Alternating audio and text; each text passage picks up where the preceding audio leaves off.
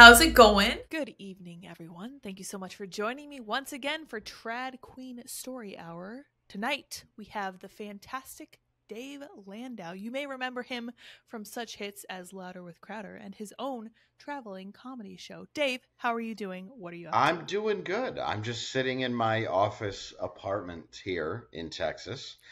And yeah, just hanging out, not doing much, just waiting to tour this weekend. I just woke up shortly ago, even though we're pretending it's the evening.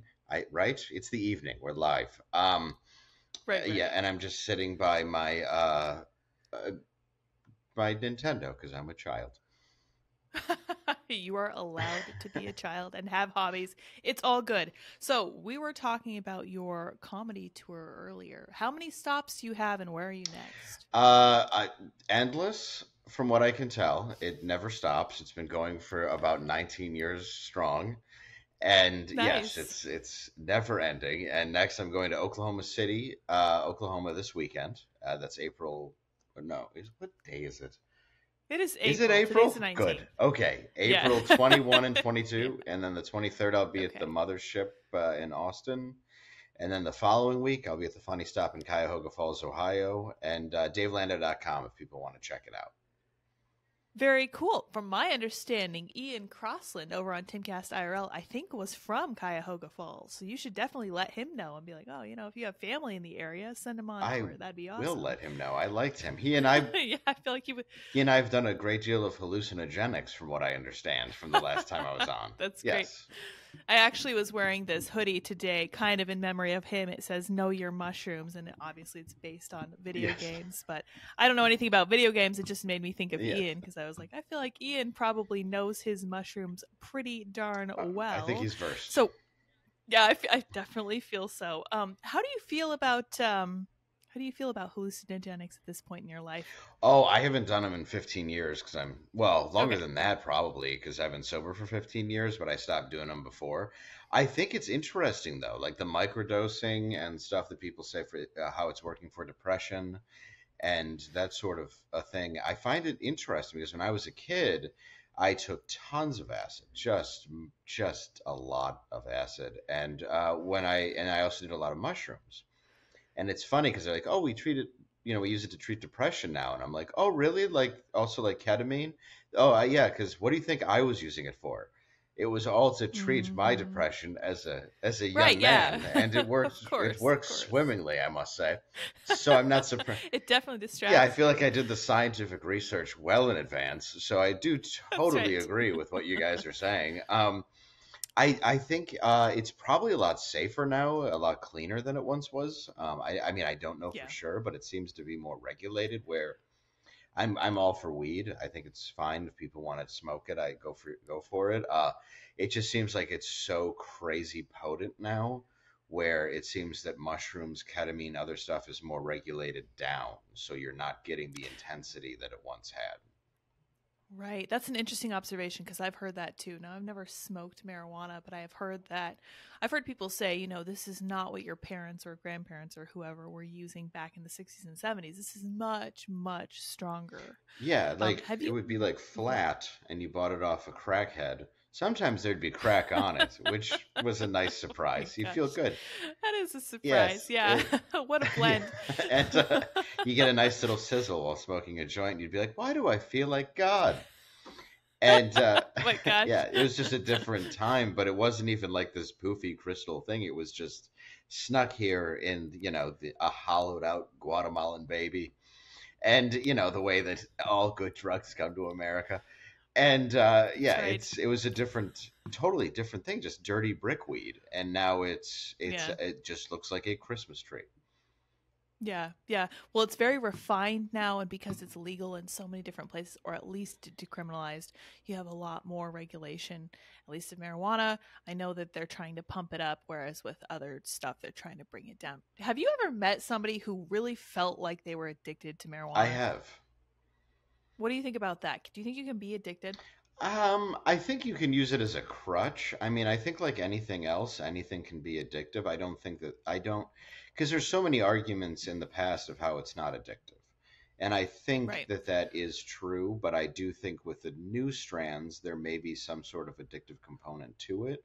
The same as nicotine is addictive, coffee is addictive, tea is addictive. I wouldn't say that it's impossible to where I would rally against the notion of it, but I also don't think that means it's bad, as weird as that sounds, because I don't think it's like an Interesting. opioid crisis or it's something to that degree, if that makes sense. But I don't think that it means that it's that there's not a chance that there is an addictive component.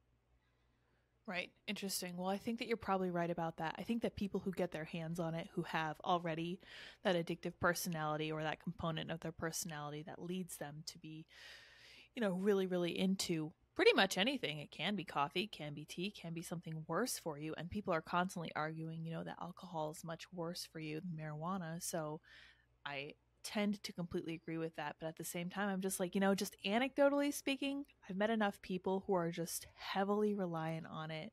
And I'm just like, I feel like there's just something that's probably not positive there. It's probably best to not get too reliant on anything for It depends sure. on the person too. I mean, if you're Right. looking at somebody who's smoking constantly eating edibles and is barely there to the point where you're almost living on the streets, which you can see in like Denver and different places like that, Right. I think it's different than, are you going to say it's worse than somebody who goes out and has a glass of wine? I wouldn't, but I'm a horrible drunk, who's crashed Mm, cars, been arrested, gone to jail. Like, but I didn't really get in trouble for marijuana ever. But I also right. smoked it every day from the second I got up to the second I went to bed. And it was something that at the time, I think it just balanced me. I don't know what it was, but it just balanced me and it worked for me. So I Yeah. would say that I felt I needed it. It could have been, you could consider that somewhat of an addiction or at least a crutch. Yeah, certainly. Well, a lot of people find that it helps them calm themselves and kind of regulate some of their anxiety. Do you think that anxiety is probably better treated by using something like either a physical activity in the case of guys, like MMA or something like that, or in the case of like just generally kind of self talk where you go through and you study cognitive behavioral therapy or you study like stoicism or serious heavy meditation or get involved in religion? Do you think that religion can play a role in helping kind of take the place of an addiction like marijuana or an addiction like anything else? I think it can if it's a positive use of religion. I think that's another Right. addiction in our country where I see so many people using a positive as a negative. Where it's like Mm, just because a lot of people will say, for example, let's go to Christianity, and I'm not just knocking Christians. I think there's a lot of great Christians out there. I was raised Catholic myself, so you have Christianity who say, well, you can do nice things and do wonderful things and be kind and live your whole life good, but if you don't accept Christ exactly, then it doesn't mean anything. It's like, oh, but right. conversely, you think it's okay where if you just accept Christ, but you can be a piece of shit to absolutely everyone. That's totally acceptable.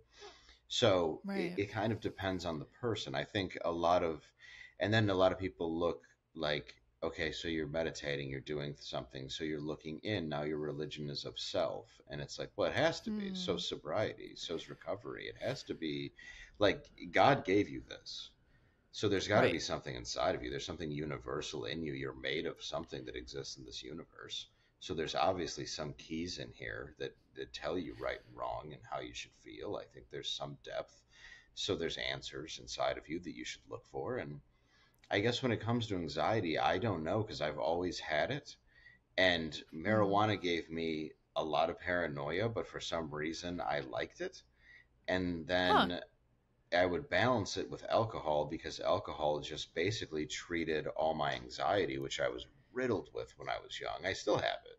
I Hmm. just don't down a fifth every day to ease it. Right. But I think a lot of it can be. I think there's a lot of different treatments for it, and I think as far as drugs or a pill or anything else, I would always say that exercise is better. Uh, Meditation, religion, looking out, learning, creating is very important to me. um, Anything I think is better because you have a sense of pride with that. You're not just swallowing something or smoking something. There's actually something inside of you coming out. You're fine. You're I think there's a healing component to creating and to discovery. And that's something that can't just be smoked or taken or anything. I think that's a great observation, and I think that you're correct. How do you feel about AA or NA? Do you think that those programs are effective and efficient? Because, from my understanding, they're an absolute requirement if you are involved in any kind of, anything related to maybe a DUI or something like that. And there is no alternative. Do you think that that should kind of be expanded, or do you think it works for 99% of people? It doesn't work for 99% of people, unfortunately. It doesn't work for a lot of Mm. people. I think it is a good program, especially in the beginning, because you need somewhere to go, especially 90 meetings in 90 days to realize you're not alone. Right. A great breakdown. Russell Brand wrote a book about the 12 steps, and he has a great breakdown on what they actually mean and how to apply them to your life. And I recommend that book to a lot of people because the Alcoholics Anonymous book is a very old Big Blue book that's kind of hard to digest if you're not familiar with that era, that kind of reading. And that's not to knock it. It's just this is a Right. more updated version. So it allows you to kind of understand it. The problem with I have personally with a couple of those programs, even though I will say I attend meetings at different 12 steps, I can't say which ones, but yeah, I think we've all figured it Right. out, Right. is I think it's difficult for women because they need to find a women's group. It's very Sure. difficult to go into a room full of men. I think that leaves them very vulnerable. I think Mm. that a lot of times there's a judgment on you if you're young, because I knew when I was young and I would go and I'd be surrounded in old timers, they would almost look at my addiction as if it was laughable. And sadly, I've done a lot of shows for these programs where I talk about my life and I open up, and I've done them in churches and I've done them in halls, and I've uh, last year was very disheartening. I was going to go to Wisconsin, and for free, I was going to do a convention and perform as part of giving back. And I was then not invited because I was on Louder with Crowder, and I was told that a group of people that were on the board of this particular part of AA, and just this particular chapter, this isn't the whole group, but said that they didn't agree with my politics, and I was then told I was not welcome. And I didn't ask for a penny, I didn't ask for anything, but it really bothered me because when you hit rock bottom, you've stolen from your family, you've broken yourself, you've done so many devastating things, and the whole point of recovery is forgiveness and learning to accept yourself.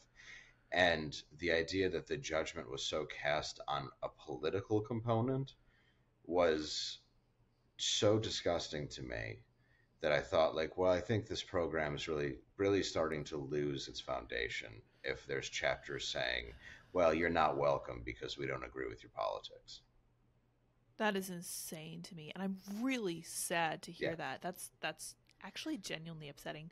I've known people who were able to use AA to their benefit, and for them it worked Yep. fantastically, like 15, 20 years sober, which is great. And then I know people also who do not think it's effective, who find it to be really kind of like judgmental, like you were saying, maybe a little bit too religiously oriented, and they're just like, well, you need to be able to reach out to people who are struggling without forcing them into a situation where they feel like it has to be religious.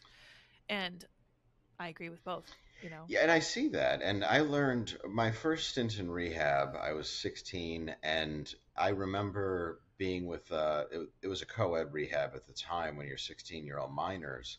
And one girl who Mm. was addicted to heroin wanted her higher power to be Satan. Ooh.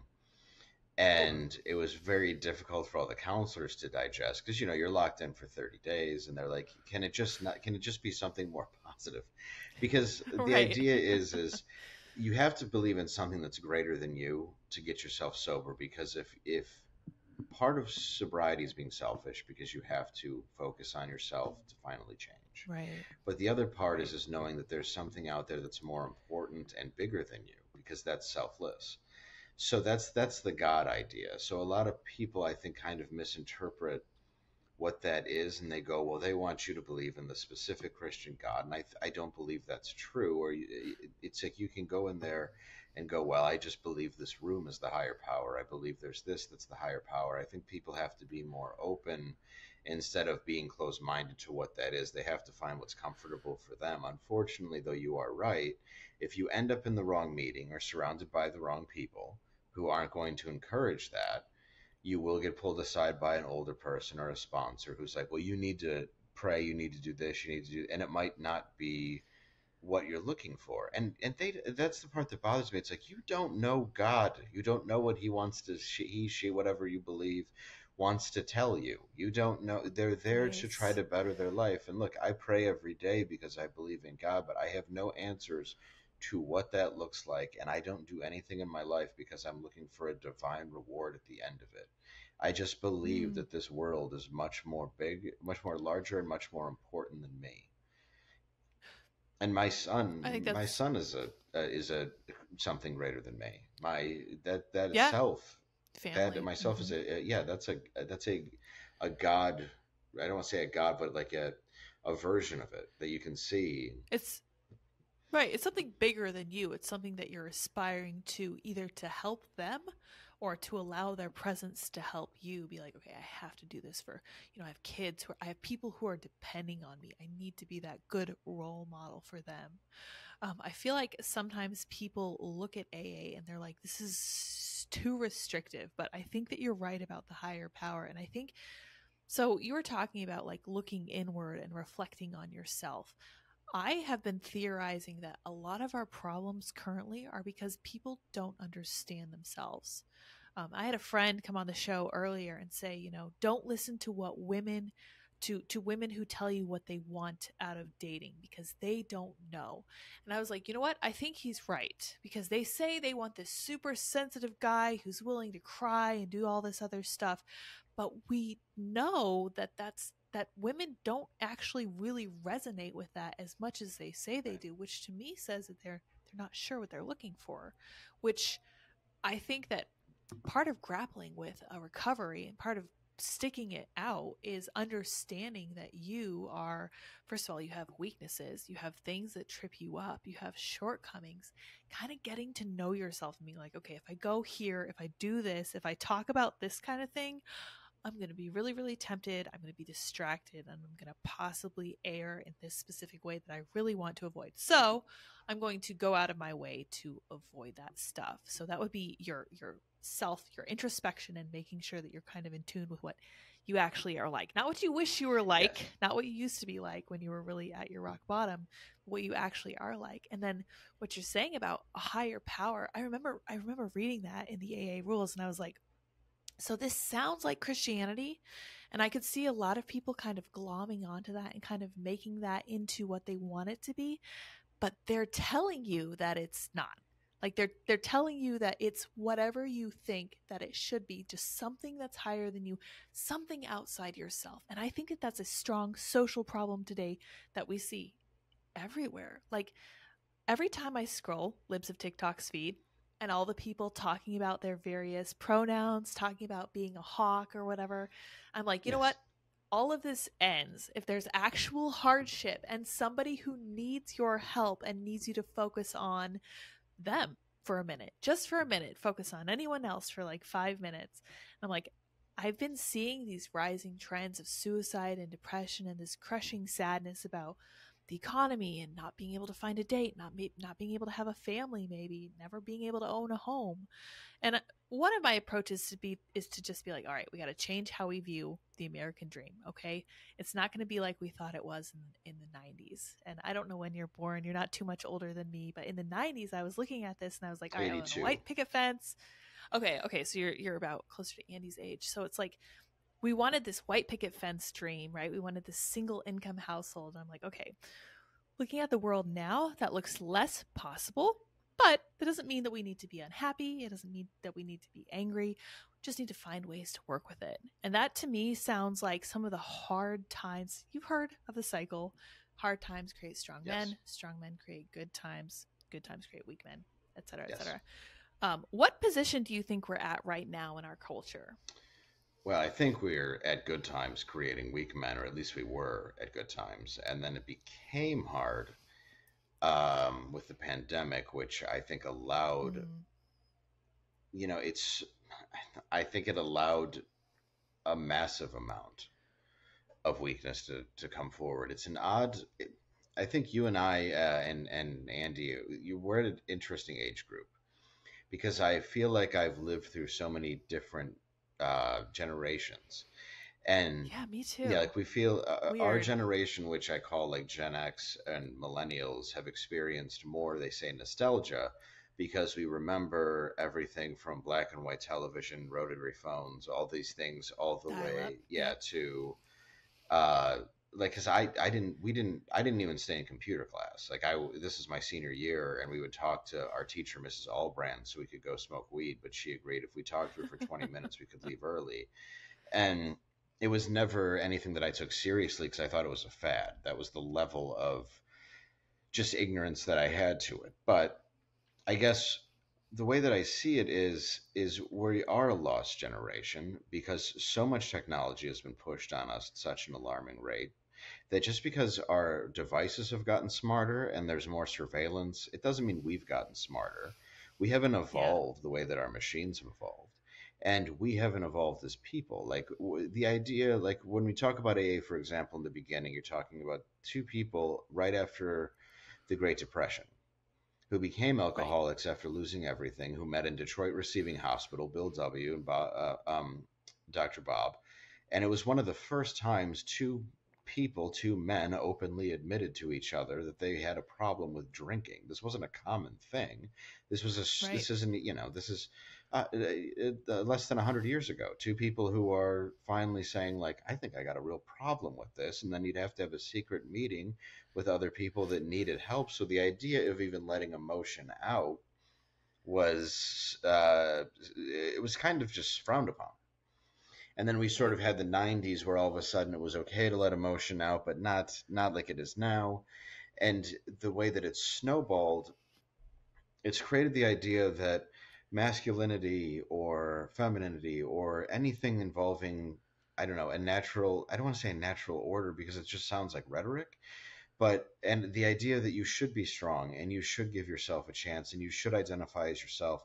How do you identify as yourself if you don't know who you are? And I struggle with that too. So I feel it. I'm a 40-year-old child. I get it. And I go to therapy for it because I drowned my issues I was dealing with as a kid in so many different drugs because I had Mm, abandonment issues, I had abuse issues, I had alcohol, I had these things that happened to me that I had to work through, that I hid a lot of stuff as I was growing. Now I know more about who I am as I grow, but mhm. sometimes it is hard for me to identify exactly who I am because you see so many different things thrown at you all day. And you're like, do I relate to that? Do I relate to, is this, and if you're growing up at a young age, it's a mind fuck. So all of a sudden you're a 16-year-old, you think you're a cat, and you don't know, of course you're going to kill yourself. And I mean, my mom committed suicide at the age of 69, and I'm Mm, kind of happy she did. So she didn't have to see the world now. But it was a yeah, mess. but I think, and it was all part of the beginning of this where there is something going on that is so toxic and so poisonous, and people blame it on politics, and people blame it on religions, and people blame it on, but is it us? Is it the culture? Is it the species? I think a lot of it is the inability to take responsibility, the stubbornness in people, and the fact that they don't want to blame themselves for anything is Mm, shocking to me because not even as a comedian, but just as a human being, I have no problem apologizing to my friends. I have no problem admitting when I'm wrong. Going through the 12 steps did help me open up and have to go to people and have very hard conversations and say, I'm very sorry I did this to you.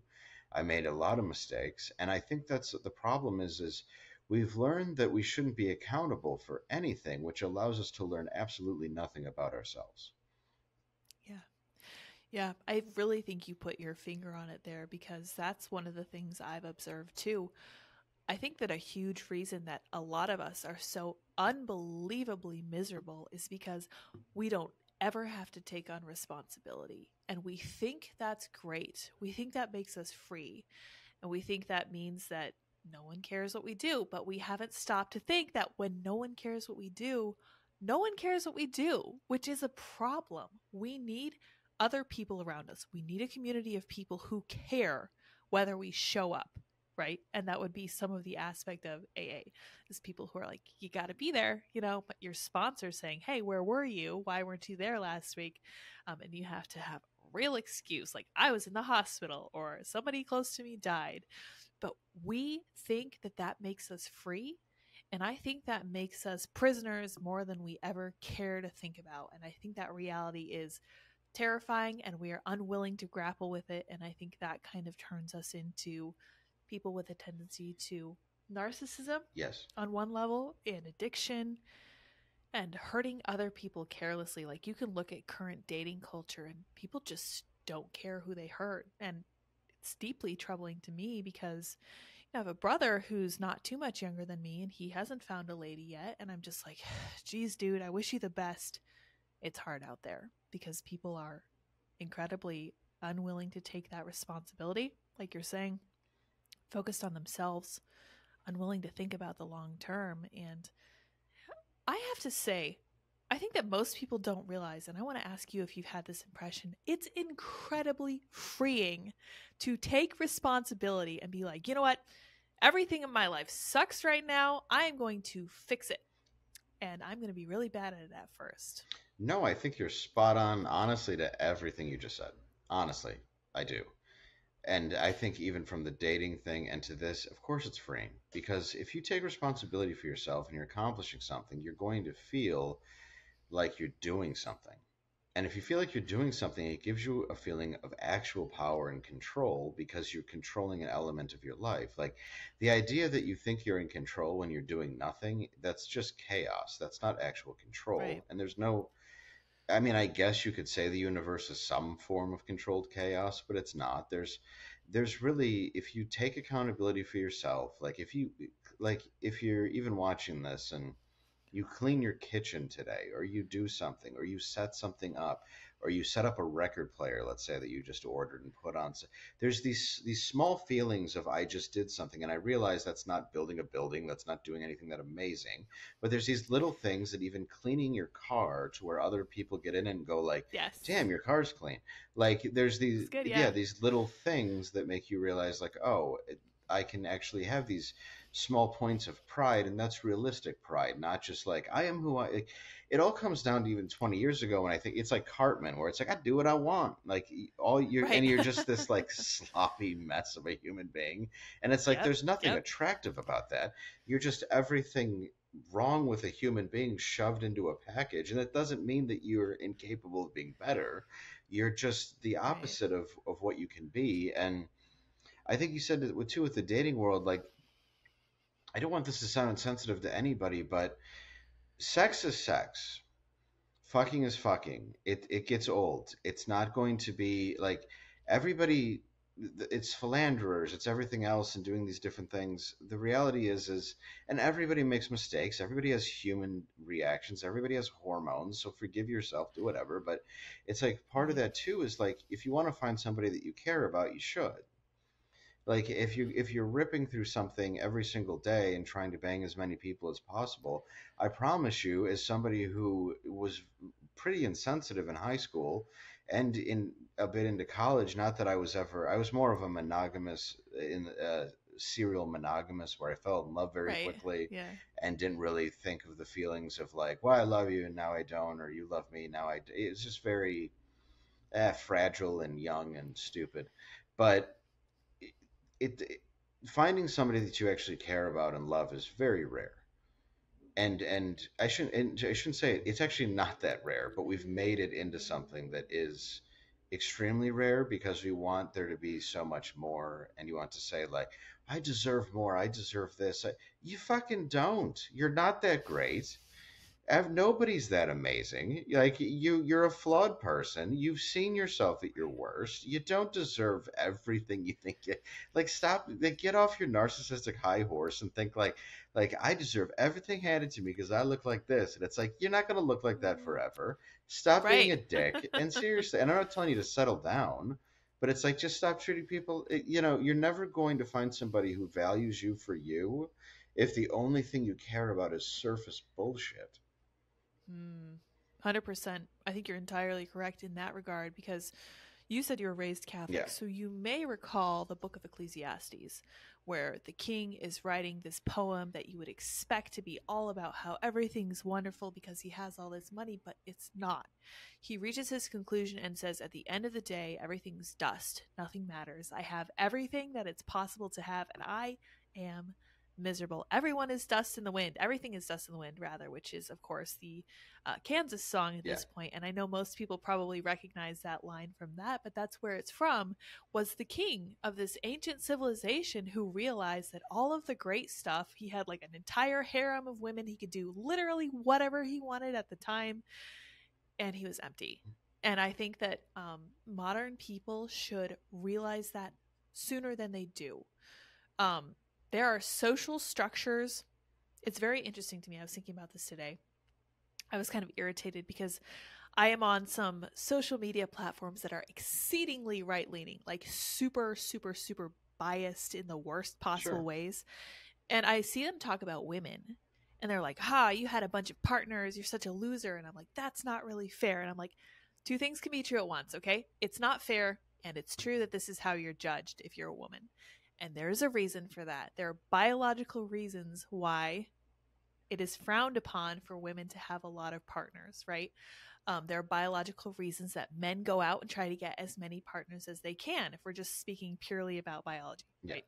Not about meaning and purpose of fulfillment or anything. But I was like, there's such a divide between what we do and what we actually need that I think that goes right back to not understanding ourselves. And you're welcome to disagree with me on that, but I think that that's part of it, is we don't know what's going to make us happy. And I consider myself to be super trying to be self-aware, and I was like, I don't even know what makes me happy. It occurred to me one day, I was like, yeah, I've been trying to pursue things that don't make me happy, and I was, yeah. I Yeah, I mean, it's hard. I'm not a. It's odd because I'm not necessarily agreeable or disagreeable in most things. I think I want to hear other people's opinions because I feel like I'm learning every day of my life. That's the truth. Of And course, yeah. I know when I see bad, and I know when but the reality is okay. I thought there was some element of, I don't know, fame or money. I don't know whatever a certain thing was I was chasing that I thought Hmm. justified my career or whatever it was I've been working with for 19 years. And honestly, I never felt I really felt empty in the last year personally. And Mm.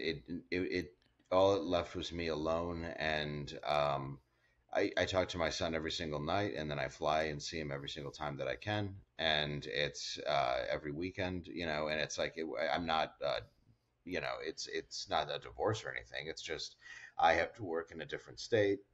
It's very hard to Right. go back and forth, and there's certain Yeah. health reasons and other things that have happened that have made it difficult for me to have to do a certain job. And it was, there's all these things that you think are the answer because you're like, well, money will solve this, money will solve this, this will solve this, and you realize you start chasing these wrong things, and it wasn't the answer. And then all of a sudden I'm at my house and I'm playing baseball with my son, or I'm just like petting my puppy, or whatever it is, my two dogs, and I realize I'm 40 years old, my life is half over, and I think back that I'm lucky that, like, the godfather of my son is my friend Jimmy, who grew up in the house behind me, and I go to his bar in Detroit and hang out, and I just have a Coke and see my old friends, and then I go to lunch with everybody who I was friends with in high school. I haven't lost those people in my life. It's great. That's all that's ever mattered to me. Like, I don't know what approval I need, and the the instant happiness I like of entertaining a crowd has always been there. So this constant validation that I kept searching for, thinking I needed, I guess is a natural progression of what I do, but it didn't give me any of the happiness that I was searching for. It gave me, honestly, a lot more heartache than I ever expected to ever have to deal with.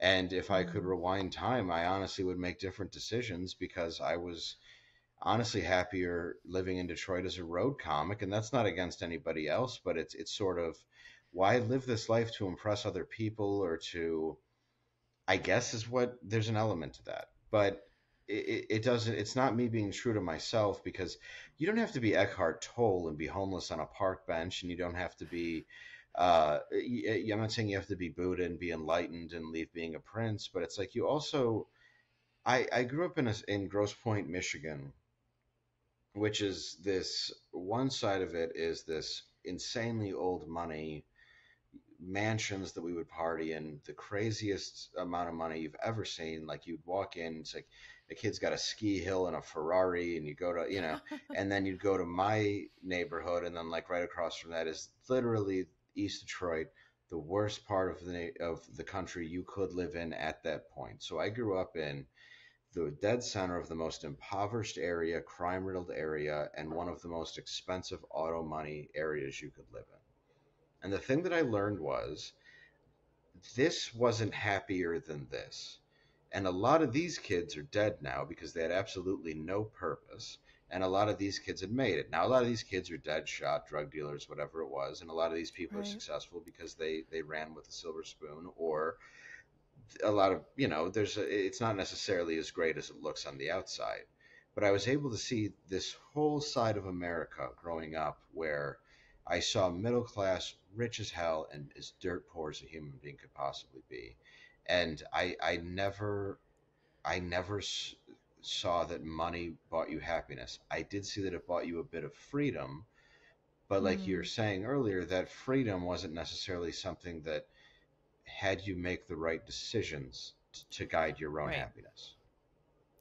Right. Well, with a great dose of freedom, there comes that responsibility, and whether you want to act on that responsibility or not, it doesn't matter. The responsibility is there. So if you choose not to act on it, you're going to do a bunch of drugs and sleep with a bunch of hookers and do a lot of crazy criminal things at a pretty high level if you have enough money.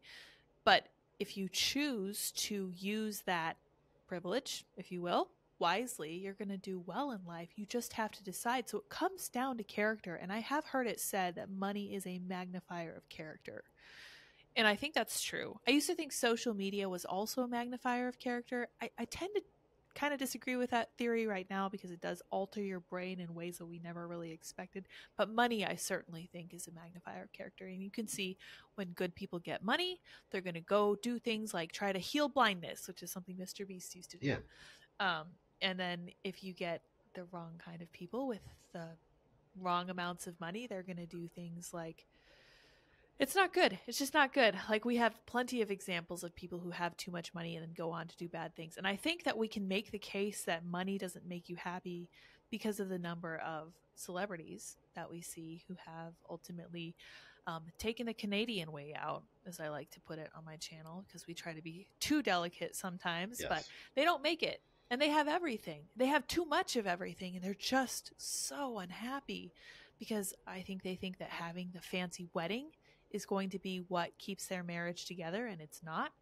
And they think that having the fancy car is going to be what gets them to the right places, and it's not, which is disturbing. You have to look for some other source of meaning. Like you have to look at your family. You have to find meaning in raising your kids. You have to find meaning in your career.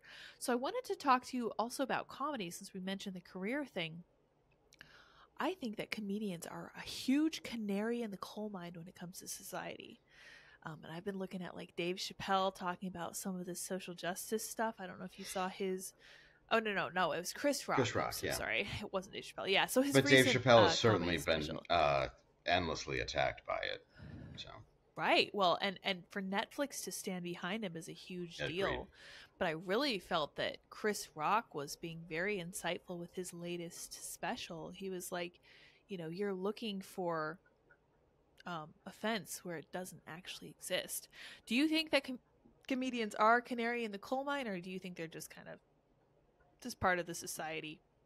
I know it's your profession, so we're asking a very biased source, and I tend to think that they are a canary in the coal mine, incredibly I, important. I, But I think I think the ones that are authentic are incredibly important. And Yes. I think that I loved Chris Rock's latest special. I want to say that because I've seen certain amount of people coming at him with, you have this element of hate. Why does he do this? And I realize we've kind of lost the idea of what certain comics do. I had a people say like, why did he say his punchlines twice or his setups twice? And it's like, have you ever watched? Like, it's just upsetting. And I realize he's one of the few people that, in fact, it turns out he's the only person who I actually watch a live special of. I don't actually watch full stand-up specials, but he's still to this Right. day the only comic I watch the second it drops. And Mm. Chappelle, I actually had the pleasure of opening for, not to be name dropping, but several times in, Awesome. I didn't realize yeah, in that. 2004, right before he went away, and then in 2012 when he came back. And I have a massive amount of respect for him. And I think it's important because we do shine a light on things, but I think at the same time you still have your Nate Bargazzis and your people that just kind of are very, very funny and they're out there and they're just kind of it's not necessarily going against a system. It's but without comics, you're not there's no way to point out the hypocrisy and the way that the world is and to kind of say like this is how ridiculous it all is. And if we take 2 minutes to just sort of look at it and say how silly it is and why I think Carlin is so loved is because he was great at showing this side is absurd, this side is absurd, even if there was a lot of anger behind it. That's what I loved about him is he could Right. seriously bash apart Republicans, but then in the next sentence destroy the liberal ideology of it. He could destroy the fact that liberals thought they were so important that climate change would matter, and then in the second side talk trash Republicans, and it was an amazing thing because my true beliefs do come down to, and I guess Michael Malice calls it more of an anarchist. I don't know what it is, but my own story is what happened to my family, which was my dad served in Vietnam, and I've talked about this on a lot of shows. Got Agent Orange, died of brain cancer when I was a teenager. Mm. The VA did nothing to help him. It eventually led to my mom's death and via herself. And I felt like all these people are these multi-millionaires who make money off the taxpayer's dollar. They don't do anything, and if they ever came together on anything, they wouldn't need all these jobs. So all they do is collect our money while I get my fucking tires dented, my rims dented with potholes. It's all a joke. Mm. So I don't think that Yeah. any of them have this I don't think that any of them have this noble, greater good. And maybe some of them do, but I think they're bought off. And if some of them do, I really wish they would actually stand up for something other than their pocket. I don't believe them. I don't buy any of their bullshit. And I think that's why you need a comic in there because it's somebody who's almost doing the job of they're almost speaking for the people. And the crazy thing is now is the people are being told to silence the comic, and that's what I find to be so completely dangerous about where we're living right now. So Mm. I think I we're think important. I mean I think at least a lot of us are. I mean a lot of us are puppets for the machine, but I think a lot of us are very important. I think Chris Rock and Dave Chappelle are two great examples of very important yeah, voices. 100%. Yeah, I think you're right. I think it's the level of willingness to be genuine that makes a difference because you look at Jimmy Kimmel and you look at some of those other guys and you're like, "Give me a break." First of all, you're barely a comedian. Second of all, it's so clear that you're so clearly bought out by big interests, big corporations, Stephen Colbert dancing with vaccine. Ugh, Are you kidding? Insane, so cringeworthy. You look at SNL, they're trying to virtue signal from here to it's Sunday, and written it's by the just CIA. It's terrible. it's horrible. I don't even remember when SNL was funny. I personally never found them very funny, but I'm told there was a time when SNL was actually There hilarious. was I'll it take your yeah word for it. it ended in the early aughts, but there was a time. Yeah, Yeah. yeah. Yeah, which is, I mean, that makes me feel a little bit better. Like, I understand why people are still kind of hung up on it, but I'm just like, to me, they've never been funny because by the time I started paying attention to it, it was just they were totally gone. So because they lack that level of genuine concern about what they're discussing, I think it's an issue. And I do think that comedy is incredibly important, which tells me when they are trying to censor comedians, that should be possibly the biggest red flag that you can have because that means that they don't want people to criticize them. For one thing, they don't want people to speak honestly and freely, and they don't want to be held accountable. That's really what it feels like to me, because comedy is nothing if not accountability. Like, this is why you'll have roasts. And I know they're super, super funny, but they're based in truth. Yeah. Like, you can say something that's roughly based on, I don't know if you, I'm sure you have participated in roasts, Yes. and I sometimes they get really mean spirited, and that's a little bit different. You can be too mean and go too far, but at the same time, it's like you're actually pointing out maybe a problem area that somebody has that they could maybe work on. Maybe they will take that to heart and do something about it next time. But I think comedy is accountability in a way that our politicians don't want to deal with. And that's why they have people like Jimmy Kimmel and Stephen Colbert up there dancing with vaccines. And it's, ugh, It gross. Every time I think about that, I it cringe. it bothered me on so many levels because I loved Colbert so much on Comedy Central, and Right. as much as I used to really love Rolling Stone, and two things bothered me immensely about that magazine. One was putting the Boston Marathon bomber on the cover. That's Yeah. pretty much when I stopped reading it. But the other one was, I mean, even recently they said that it was, and nothing against Taylor Swift. I think she's very talented. But her and Lana Del Rey being the best songwriters, female songwriters ever, and I was like, that's not like, Taylor But Swift buys a lot of her songs, Lana Del Rey does, and there's a history of female songwriters that are absolutely amazing. I mean, you can even go to like you might hate Stevie Nicks, but it's like she's come just on. Yeah. phenomenal. Like, it's so you're just sort of pushing this, and I'm not saying that Taylor Swift shouldn't belong on there if that's somebody's opinion, but I think you're discrediting you're discrediting an entire rock movement of even like Susie Quattro, and just people that are uh, that really, I felt you're ignoring people that actually took a giant risk at a time where it mattered. Even Janis Joplin may have done a Right. lot of covers, but it was a voice that took a lot of bravery at that time.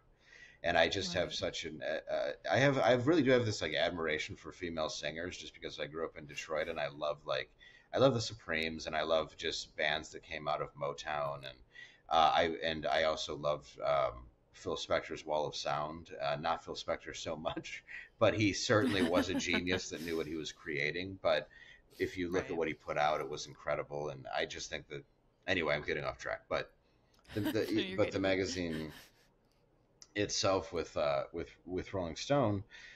What were we talking about? I completely just So you were talking about when you stopped reading Rolling yeah, Stones because of the Boston bomber on the cover, and then also they said Taylor Swift and yeah, Lana yeah. Del And Rey what were was the first the thing that we were best. talking about It's right before it? crazy. I'm sorry, I got We're completely talking off about track. comedy Yes, and whether someone's genuine, and kind of holding people to account. yeah, and I think that was I was reading that with an article in Rolling Stone, and it was an interview with um, uh, Stephen Colbert, where he was saying, my true politics do Right. lie in the middle, and he was actually saying how he does lean a bit right. And I remember the article Mm, very well, and I thought it was very well put, because you could see he could do his show so well on Comedy Central because he could kind of mock it from a place of understanding. It's sort of like when Shane Gillis does the Fox News dad thing. It doesn't come across as if he's making fun of uh, redneck America.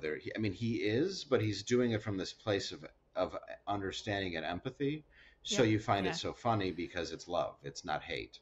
Right. And Right. that's what was so great about Colbert was, yes, you had the Eagles swooping in, and it was all about him, and it was this hilarious take on Bill O'Reilly, but it was very brilliant. And when he was going to take over Letterman, I thought that's the perfect guy.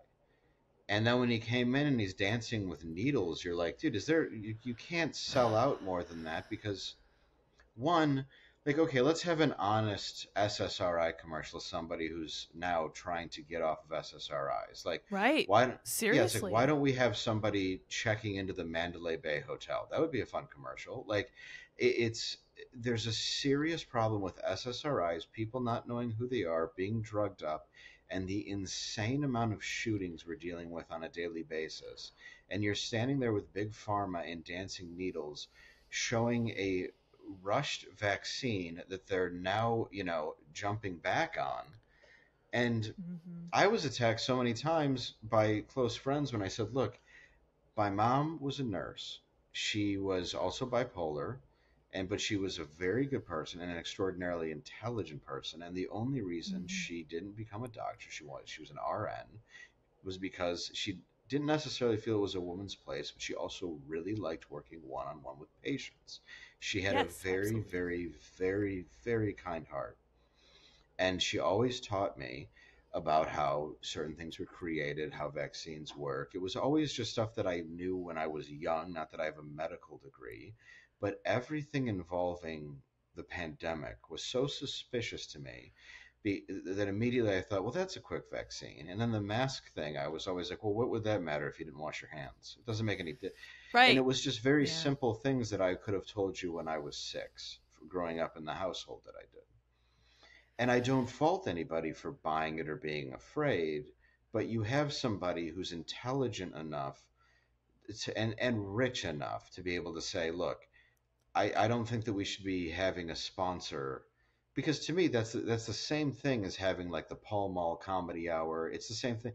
You're promoting a dangerous product that's dancing around you. And I thought, Right. I was disgusted by it because I know he's better than that. He's a Second City theater guy. I know he's better than that. That's what sucked about that. Hmm. And Jimmy Kimmel's better than that. Yeah. Oh, for sure. It, Well, oh yeah. no, I was just saying it. It was just it's sad because I don't. People want to say they're not funny, they're talentless. I'm like, that's couldn't be further from the truth. Jimmy Kimmel and Stephen Colbert are both extraordinarily funny and talented people, but they Right. have been bought and sold by these corporations in a way that I find to be grotesquely disheartening. Yeah, I think that's a good cap on that for sure because they sold that element of honesty that they had formerly. This is how you become a comedian, right? Is by going out there and discussing hard things and making them palatable, right? And kind of telling people that you recognize where they're coming from, you've been there too, et cetera, et cetera. And now you're gonna poke fun at it because it was hard, but now you see the comedy in it. So that's one element of comedy. I'm not a comedian. You're welcome to correct me if you think I'm No, you wrong, get but it. this It's is what true. well, it's what I observe because I just scrolling Instagram, I see a lot of different comedians and they're all varying levels of talented, but I'm just always blown away by the level of, first of all, bravery that it takes to get up there on stage and have people laugh at you, not with you, being really, really worried about people not laughing at all and all this other stuff. And also the amount of very, very important nuance that you have to dance with and kind of find ways to make very serious topics very funny. And I've always had a huge deal of respect for comedy itself because it helps people sort things out in a way that nothing else does. And I think therapy doesn't deal with it this way. Like not even working out physically helps you deal with it this way. Looking at it from a funny angle is really one of the things that can help people come to terms with serious trauma.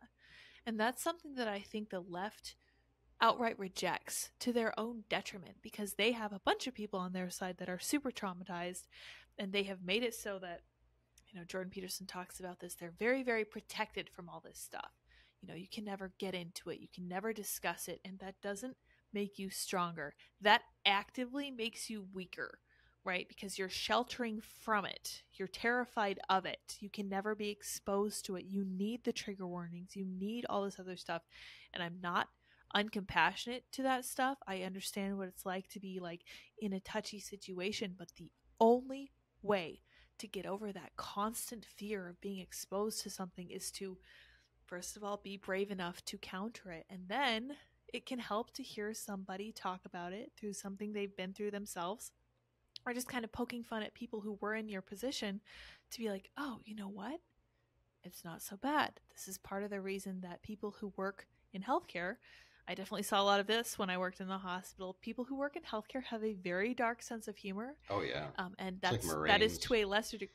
Yeah. Exactly, that I was gonna say that's to a lesser degree what you see in the military. You see hard stuff, you find a way of dealing with it, and often that is comedy, and that's so important to our social structure, and it's so important to keeping us sane and keeping us alert to how to handle that kind of stuff because it's hard. I know. And like I said, I'm not uncompassionate, but if you decide to shelter people from it like we have, and if you decide to stifle comedy like we have, you're going to find yourselves in a place like where we are now, where you're not allowed to talk about this stuff. You're not allowed to laugh about this stuff. So there's less laughter. There's much more darkness. There's absolutely no sense of levity, which means that in its place, there's this crushing sense of ennui. There's no way out. And I don't know if they give us that because maybe it makes it easier for them to prescribe us SSRIs, because it certainly does. And I think, well, in my observation, when you get on an SSRI, they never tell you it's incredibly difficult to stop them. Like, you will feel like you're not in control of No, yourself. I'm I don't dealing know if with you've it been right through now, that. and that's what. Are Yeah, you? yeah. Currently, It's crazy, and they don't ever talk no, it's about it. It's so it's frustrating. brutal right now, and I've had what I've been on Zoloft for many years, and I also take a migraine medicine called Imitrex, Mm. and it turned out it causes this thing called serotonin symptom, or I believe it's serotonin symptom. I might have to look it up, but it depletes it to a point where it's almost fatal. So you're like trying to Oh like man. chase something even to get it out. It's very weird, and I didn't Mm. know that. So because I get these horrible chronic migraines I have since I was a kid, and it's like Mm. I it's just like it's just fucking brutal. So I'm trying to get off this drug, and I'm trying to wean myself off of it, and like every time I break the tablet and have to go a little bit lower, I feel I feel more vulnerable, but more importantly, I feel angry. I feel like I'm completely not balanced. I'm aware of it, Mm. but it bothers me because I don't know the effect that it's had on me. And right now, I've been dealing with that now for a few weeks. Once a doctor was like, "I see you're taking these two. I don't think you should take these two. Like, Right. are you able to handle your own depression or crippling headaches? Because what's more important?" I was like, "This is a fun coin toss." Yeah, it's great. Yeah. So, Oh. which is, it is what it is. But the reality is I lived a very long time with my own mental illness, that it's not. And I mean, I feel stupid when I say that, like my mental illness, it's hard, but it is what it is. I mean, I think we all have a degree of that. I just happen to have something Right. that's unbalanced, the same as I'm sure every other person on earth has a degree of. But I did start taking it about 7 years ago, where a few things happened that I just couldn't grasp, and it was Right. helping me a lot. And I guess I should have at some point probably stopped taking it, but I didn't. And Right. I, Just kind of roll with it. yeah, and I'm at this point, uh, really just trying to get off of it. And it's really because it doesn't do anything to you except make it so I guess you feel less anxious and less depressed. But to be honest, I don't think it's done much in the last couple of years, that I can really tell. It's just I know that I've had anger about some things that have happened, and now I can feel it a little bit more, Right. but I Yeah. need to feel it. I need to know what I'm mad about, and repressing that is not a good idea. Yeah. That's something that I noticed too. Um, I was in a situation where I was probably situationally depressed. And I was like, I feel like I'm not really able to handle this well. It was so easy to go to the doctor and be like, I'm really upset about all this stuff right now. And he was like, okay, get an antidepressant. And I was like, that was easy. Hmm. Okay, I guess we're going to roll with this. And I found that it made everything a little bit less sad, less Yeah, angry, less upsetting, which was strange because I was like, this is nice right now. I feel like this is important for me right now. And then I was looking into the future and I was like, I don't think I want this to be this way forever.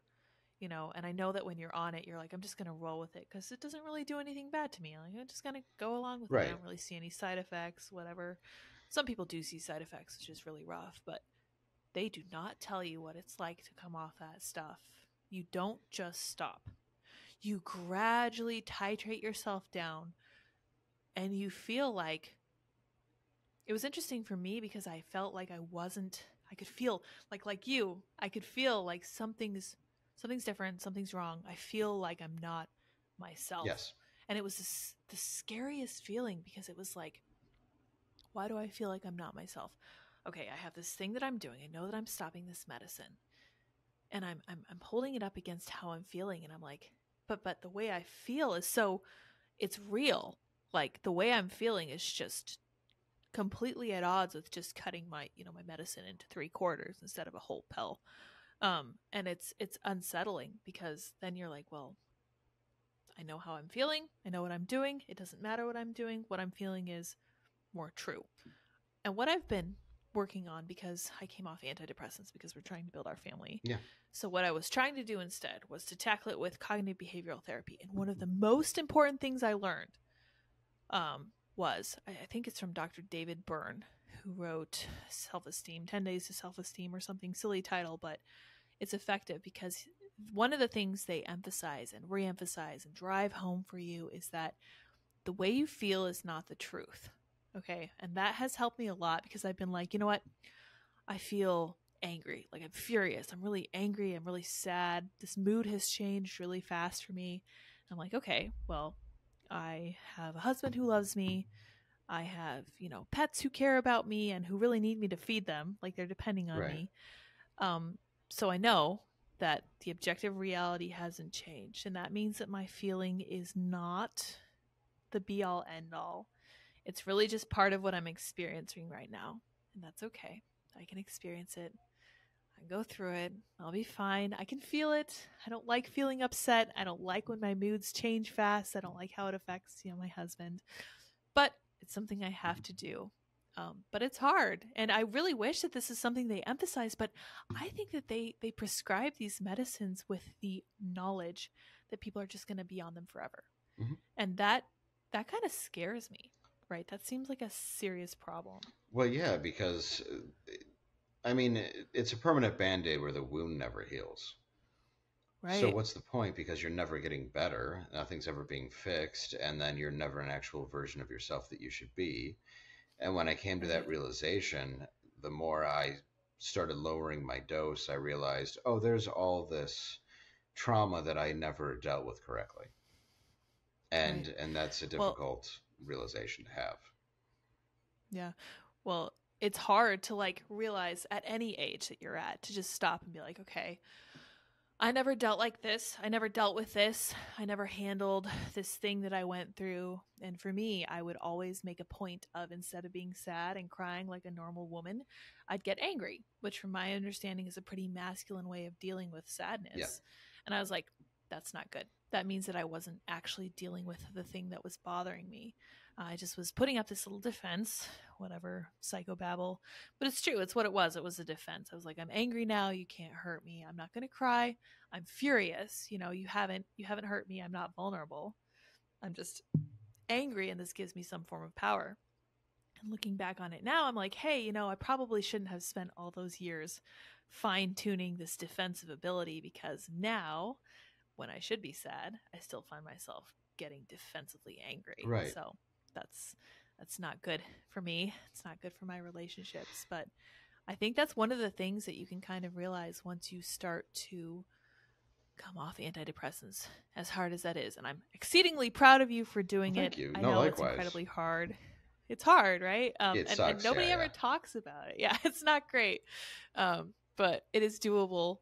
I know because I did it, and now I have these crazy moods where I'm like, all right, you need to calm down. You're way out of pocket. Yeah. But I'm aware of it now. Right. I'm aware, and I'm like, I need to be nice to my husband, otherwise I'm gonna have to apologize again or whatever. And I'm like, so it's important, and I think that they prescribe us that stuff because it's easier for them, Hmm. um, and it keeps us giving them money, whether it's through insurance or out of pocket. And it's like, I don't like that at all. And some people I know really, really need it. And I Yeah. think that's fair. And I don't want to discourage anyone from getting treatment they need. But I No, it's also a don't want fix people to all, use though, it. for a billion different brains, and that's just not a reality. Right. Well, one thing I learned when I was working in the hospital is that everyone is incredibly different. So prescribing any one band aid to everyone, bad idea. And I saw that a little bit with the vaccine too. I was like, wait, we're all wildly different. We're all in wildly different situations. We all have, like, some of us have immune disorders. Some of us are trying to get pregnant. Some of us have heart issues already. Maybe we should be really careful about this, but they were just pushing and Yeah, and they're pushing. like, "Do you So, want a racist baby?" And you're like, "You're right." And what? you're like, "Well, I guess Okay, I'll I guess take you're it. right. Sure." I guess I'll And do they have it. people Yeah, with yeah. Bell's palsy going like, "I'm happy I did this," and you're like, "There's no way I that's Oh my true. gosh. There's That no can't be way it's right. true." Well, I think that circles right back to not understanding yourself, because your face is half paralyzed, and you're saying this because you actually think, I am happy that I did this. I think this was the Yeah. right thing to do. And I'm like, bro, half your face ain't working anymore. No. I feel really Yeah, bad for yeah. you, but at the same You can't time, have your I can't. face not work for other people. I'm sorry. That doesn't make Right, any sense. right. It does not. That is not the kind of sacrifice you should be making for No. other people. That's completely out of line. But Dave, I have really enjoyed talking to you. I Likewise. did not expect it to get so deep and so personal, but it has been really, really fun. We're not going to make you joke all the Well, time. I thank know you. that's your No, job, so you're welcome to I relax. enjoyed just having a conversation. I really appreciate that. Yeah, for sure. Well, where can people find you next, just to remind people, and then we'll wrap in here. Bricktown Comedy Club in Oklahoma City, Oklahoma this weekend, and tour dates davelandau.com, and they can check out my special at aprison10.com. Awesome. Well, very cool. Dave, thank you so much for your time. It's been great. I knew it would be great. You did not disappoint in any way, shape, or form. Appreciated your full hour, and I hope you have a great rest of the day. And to my audience, thank you guys so much for joining us. We'll be back tomorrow, unless I put this up on Friday. Haven't decided when I'm going to put it up yet, but this seems like a great episode for Friday. We'll see. Thank you guys so much for joining us. Until next time, bye, guys.